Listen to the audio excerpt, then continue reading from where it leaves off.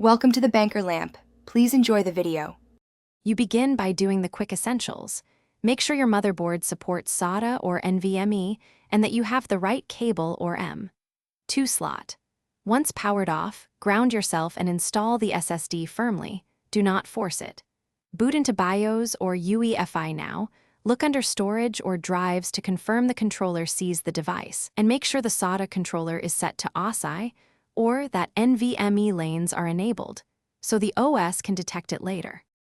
Once the BIOS shows the SSD, boot your OS and open Disk Management or Disk Utility.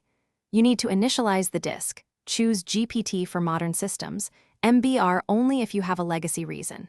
Create a new partition, pick the appropriate file system like NTFS for Windows or apps for Mac OS, then format it. Make sure to assign a drive letter or mount point so applications can find it. After formatting, test read and write with a small file copy to confirm the drive is now finalized. Update your OS storage drivers and, if needed, the motherboard firmware so the controller recognizes new devices. If the SSD still doesn't appear, power down and reseat it, swap SATA cables, or try another M.2 slot. Sometimes ports or pins are the issue. Run the drive maker's diagnostic tool and a smart test to check health.